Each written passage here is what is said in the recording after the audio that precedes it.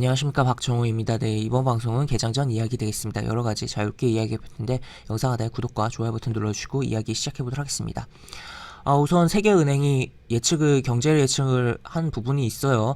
안 좋은 부분으로 좀 이렇게 볼 수가 있겠다라고 볼 수가 있겠는데, 내용을 까보면 안 좋다라고 보기도 애매하고 좋다고 보기도 애매하고 하여튼 그런 부분입니다. 내용을 보시면 작년 세계 경제가 일단은 코로나 여파로 2차 세계대전 후 최악의 침체를 기록한 데 이어 침체 이후 올해 4% 성장할 것으로 전망을 했다라는 거예요. 그러니까 4%를 일단 전망을 했어요. 근데 이제 어떻게 보면 코로나에 대한 유행을 제대로 통제를 못하면은 성장률이 1.6%에 불과할 것이라는 비관적인 시나리오도 제시했다. 그러니까 예측을 두 개 한 거죠. 4%랑 1.6%. 그래서 이게 뭐 비관적으로 갈 경우에 잃어버린 10년이 시작될 것이라는 우려를 나타낸 것이다라고 볼 수가 있겠고, 추가로 국가별로 좀 보면 여기 보시면 중국이 지난해 성장한 것으로 예상됐고 올해 성장할 것을 전망했다는 부분이, 지금 중국이 경제가 계속 살아나고 있는 부분이 있어요. 그런 부분에 따라서 전 세계적으로 그런 파급이 발생을 하고 있는 부분이 없잖아 있는데, 그런 과정 속에서 우리가 중국 관련돼서 전기차 같은 경우도 지금 중국 경기가 살아나면서 배터리 업체가 1위를 찍는 부분도 있었고, 여러 가지 부분이 있는데, 하여튼 그런 부분 생각을 해봐야 되는 부분이다라고 볼 수가 있겠고, 중국이 원자재에 대한 수요가 증가하면서 원자재 값이 뛰는 부분도 계속적으로 생각을 해봐야 되는 부분이다라고 볼 수 있을 것 같습니다. 그 다음에 이건 이제 영국 전 총재가 경고성 멘트를 날린 거예요. 각국 부채가 과다하다 라는 부분이고, 당연히 이제 코로나 전에도 기본 선진국들은 부채를 바탕으로 선진국적 지위를 바탕으로 어떻게 보면 경제를 꾸려낸 부분이 없잖아 있는데, 지금 코로나로 인해서 계속적으로 부채가 재정 정책을 펴다 보니까 부채가 증가하는 부분이 있었고, 그러다 보니까 이런 식의 경고성 멘트가 충분히 나올 수 있는 대목이다라고 볼 수 있겠고, 이런 경고성 멘트가 나왔다라고 보시면 될 것 같습니다. 그 다음에 이제 우리나라 외환보유고입니다. 이거는 이제 사상 최대라는 부분이고, 그런 이면에는 일단은 우리나라가 과거 외환위기를 통해 IMF라는 것을 통해서 구제금융을 받은 전력이 있기 때문에 굉장히 민감할 수 있는 부분이잖아요. 외환보유액에 따른 부분은. 그런 가운데 어떻게 보면 외환이 계속적으로 증가를 했고, 그런 이면에는 달러의 약세가 영향을 끼쳤다. 그리고 어떻게 보면 외국인 투자의 유입도 영향을 줬다라고도 볼 수가 있겠고, 그러니까 그러니까 금리 높은 그런 데로의 자금 유입이 어떻게 보면 우리나라의 달러 보유액을 늘렸다라고도 볼 수가 있을 것 같습니다. 그래서 일단은 외환 보유액이 증가한다는 것은 긍정적이다라고 볼 수가 있겠는데, 그 외에 증가에 따라서 또 한편으로는 어떻게 보면 우리 돈의 어떻게 보면 우리 돈의 가치가 달러 대비 가치가, 그러니까 지금 전 세계 달러 약세가 계속적으로 진행이 되고 있는 부분이잖아요. 그러니까 반대로 달러의 가치가 떨어지고 있다는 거, 우리 돈의 가치가 상대적으로 증가하고 있다는 거고, 그렇게 따지면 한편으로는 어떻게 보면 수출 업체에는 조금 어떻게 보면 이게 해지를 최대한 어느 정도 하면서 경영을 하고는 있겠지만, 달러 약세가 심해지면은 아무래도 수출에 대한 부분이, 그러니까 환차익에 대한 부분으로 인해서 수출을 많이 해도 좀 안 좋을 수 있는 부분은 없지 않아 있는 것도 생각을 해봐야 됐다라고 볼 수가 있을 것 같습니다. 하여튼 이런 식으로 보시면 되겠고, 어쨌든 보유액이 증가하고 있다는 것은 긍정적으로 해석을 하면 되겠다라고 보시면 되겠고, 지금 이거는 이제 연말에 이제 신용 대출 규제를 메이저급 은행들이 다 좀 잠그는 그런 과정이 있었잖아요. 그런 가운데 4일날 풀었는데 지금 신용 대출이 억눌렸던 수요가 폭발하면서 좀 증가를 했다 라고도 볼 수가 있겠는데, 여기 보시면 일단은 보시면 신용 재개하면서 대출 판매 하루 만에 3천억이 달했다. 그리고 지난 잔액은 이런 식으로 증가를 했다 라고 보실 수가 있을 것 같습니다. 그래서 지금 신용 대출이 계속 증가하고 있고, 여기 보시면 경고성 이런 멘트가 나오기도 했는데, 그러니까 각국의 부채, 정부에 대한 부채도 증가하고 있는 가운데 개인의 부채도 증가하고 있다라고도 볼 수가 있겠고, 반대로 이러한 부채가 결국에는 유동성을 만들어내면서 각 자산, 부동산이든 주식이든 여러 가지에 올라가게 하는데 역할을 또 하고 있다라고도 보시면 될 것 같습니다. 그리고 이것은 어떻게 보면 굉장히 새로운 그런 활로를 찾으려고 하는 편의점 업계의 액션이라고도 표현할 수 있겠고, 구독 정기제라는 것을 활용을 하려고 하는 빵 구독 서비스도 검토를 하고 있다라는 부분도 나오고 있어요. 그래서 편의점 업계가 안정적인 좀 뭐 이런 걸 시작을 하게 된다면 안정적인 좀 수입원을 확보를 하려고 하는 확보가 될 것이라고 볼 수가 있겠고, 또 이 부분을 통해서 생각을 해볼 수 있는 것은 기존의 프랜차이즈 빵 제조 그 업체들의 경쟁이 좀 심해질 수 있다라는 부분인데, 다만 아무리 뭐 편의점 고급빵이라고 해도 기존의 뭐 프랜차이즈와는 어느 정도 차이가 분명 발생하기 때문에 여기에 소비자를 다 땡겨오기에는 분명 한계성은 발생할 것이다. 다만 이러한 부분으로 인해서 신규 고객을 창출할 수 있는 거는 열어둬야 되겠고, 하여튼 요 프랜차이즈와 기존 빵집 프랜차이즈와의 경쟁이 심화는 될 수 있는데,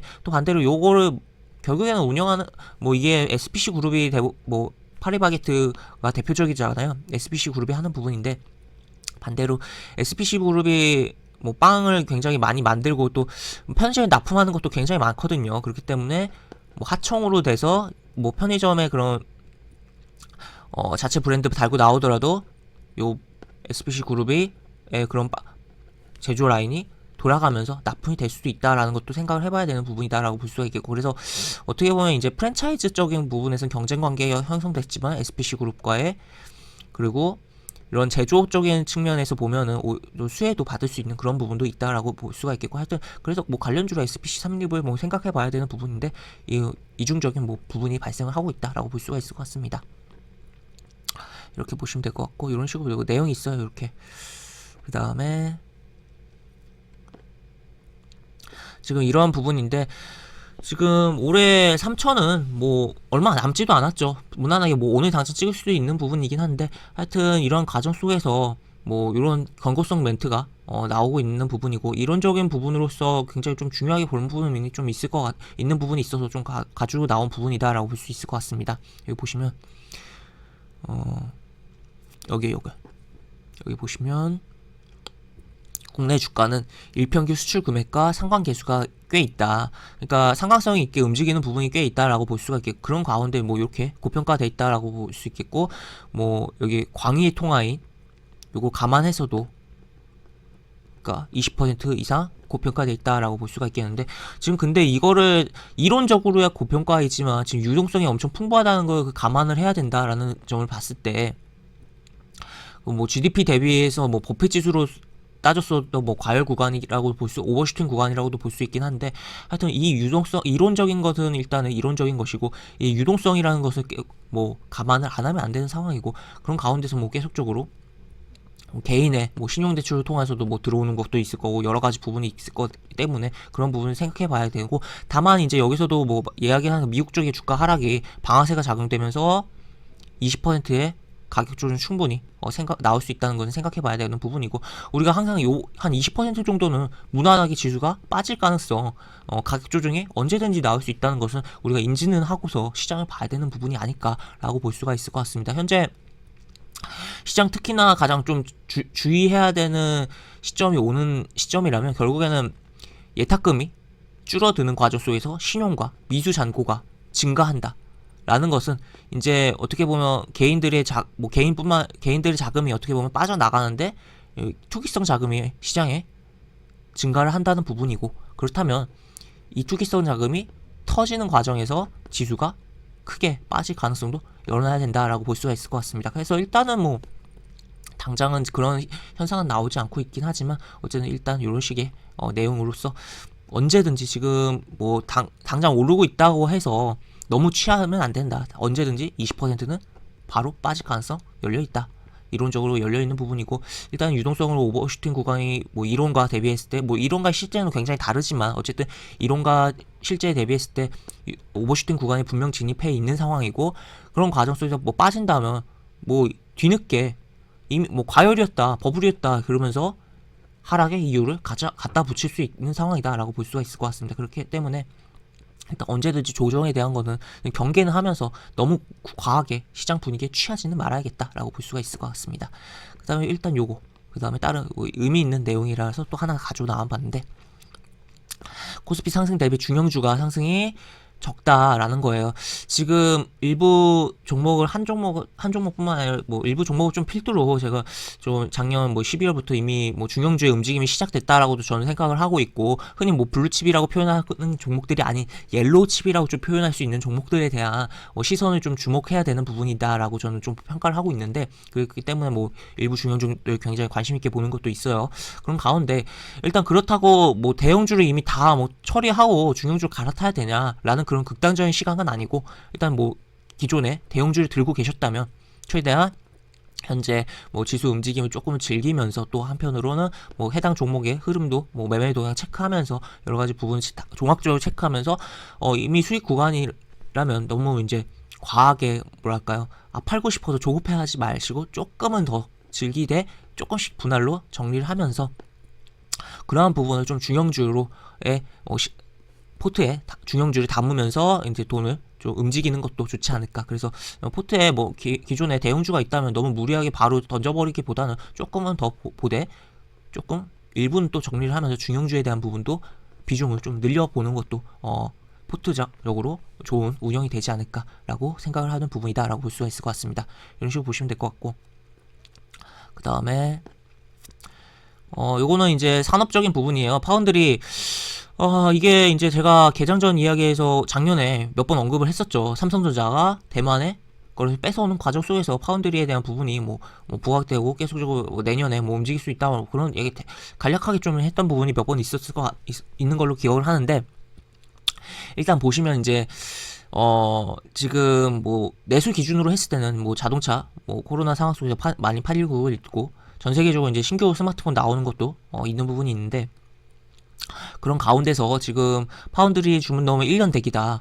지금 삼성, DB하이텍, DB하이텍은 글로벌적인 그런 뭐랄까요, 시장 그런 뭐랄까요, 점유율이 높은 회사는 아니에요. 삼성도 대만이 1위고 이제 2위거든요. 삼성은 이제 추격자 입장이에요. 이 파운드리 분야만 놓고 봤을 때는. 그런 가운데 어쨌든 올해 연말까지 생산 스케줄이 꽉 찼다.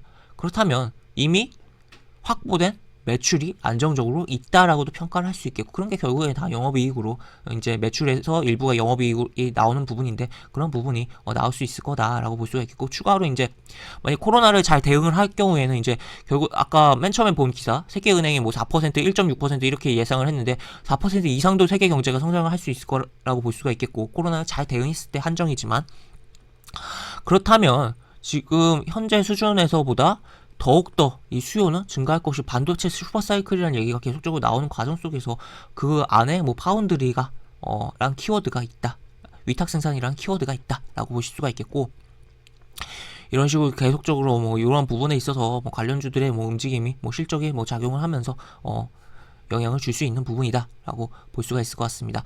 여기 뭐 보시면 뭐 5에서 10위권 업체에도 주문이 몰리고 지금 뭐 이런 식으로 내용들이 많이 나와 있어요. 그래서 이렇게 뭐 참고해 보실 수가 있겠고, 그 다음에 다른 기사는 기아차, 이렇게 기아차가 뭐 여러 가지 다 변화를 준다고 해요. 그래서 이런 부분이 뭐 어떻게 보면 새롭게 좀 작용할 수 있는 부분이긴 한데, 일단은 뭐 바뀌는 로고에 대해서 조금 뭐 대충 뭐 기사 뜬 거에 대해서 뭐 댓글로서는 뭐 반응이 별로 좋지는 않았던 것 같은데, 어쨌든 새로 뭐 확정되는 게 어떻게 될지를 좀 보긴 해야겠죠. 하여튼 이런 식으로 뭐 내용이 나와 있고, 지금 결국에 확정되는 거는 오늘 공개한다는 거, 이렇게 공개될 예정이다 라고 보시면 되겠습니다. 그래서 이러한 부분 참고해 보시면 될 것 같고, 그 다음에 해외 증시,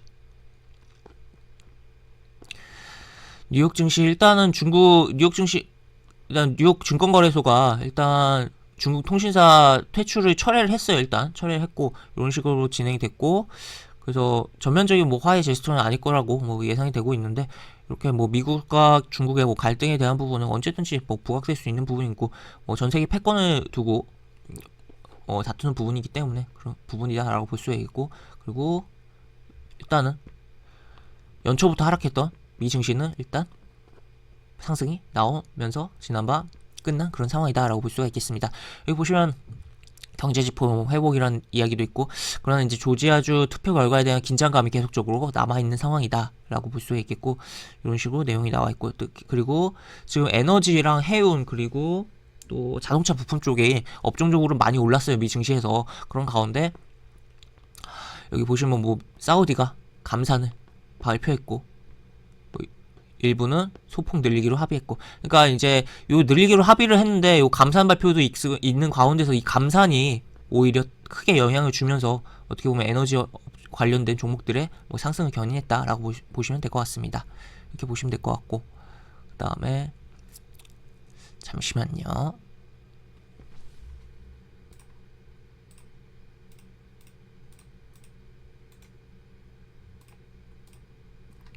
네, 그 다음에 우리 증시로 넘어가서 보도록 하겠습니다.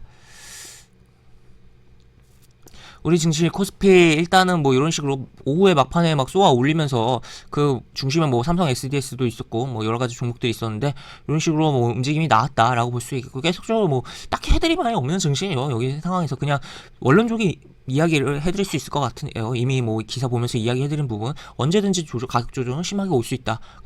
그게 뭐 20% 수준이 될 수도 있다라는 거 체크해 볼 수 있을 것 같고, 일단은 뭐 이 분위기에 과하게 취하지 말자라는 거 체크하면서 뭐 시장을 보자라는 정도, 원론적으로 이야기만 드릴 수 있는 시장이다라고 볼 수 있겠고, 뭐 딱히 해드릴 말이 없는, 뭐 차트적으로도 그냥 계속 타고 있죠. 5일 이동평선 깨지도 않고 아직 닿지도 않았어요. 그런 가운데 뭐 이런 식으로 진행이 되고 있는데, 거래량이 이렇게 증가를 했다. 약간 이렇게 땡기는 과정에서 거래량이 증가를 했던 부분이라 약간 어제 조정이 하나도 없었다라고도 표현할 수 있잖아요.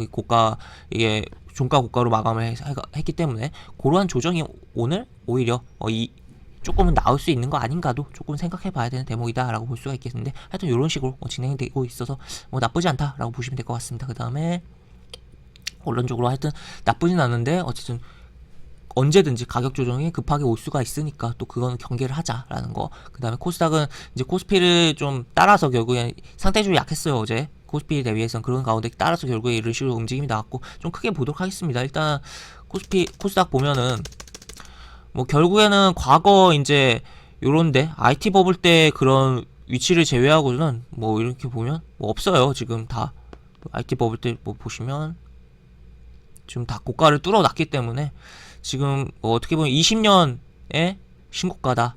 20년치의 신고가고, 이제 과거 IT 버블 때 그런 요런 자리가 있는 상황들이 있고, 지금 뭐 1000포인트 내지 뭐 이제 추가로 간다면 뭐 1200, 뭐 너무 높게 말하는 걸 수도 있지만 차트적으로야 뭐 요런 데까지 1250포인트까지도 뭐 코스닥이 움직일 가능성은 지금 열려있는 상황이긴 하다라고 볼 수 있는데, 그런 과정 속에서 언제든지 뭐 계속적으로 이야기해드리죠. 원론적이라고도 이야기해드릴 수 있지만 가격 조정에 대한 부분은 고려는 해봐야 된다. 일단은 뭐 잘 타고 있어요. 오이 잘 타고 있고, 거래량도 이렇게 증가하고 있고, 지금 어떻게 보면 이제 차트적으로는 제가 해드릴 말이 별로 없는 증시 지수 현상이 이어지고 있고, 그런 가운데 뭐 장중에 계속 뭐 변동성 나오는 부분 중간중간 이야기해드릴 수 있겠지만, 채팅방을 통해서 일단 뭐 일봉적으로는 이런 식으로 뭐 진행이 되고 있다라고 보실 수가 있겠고, 그 다음에 뭐랄까요, 코스닥이 이런 과정 속에서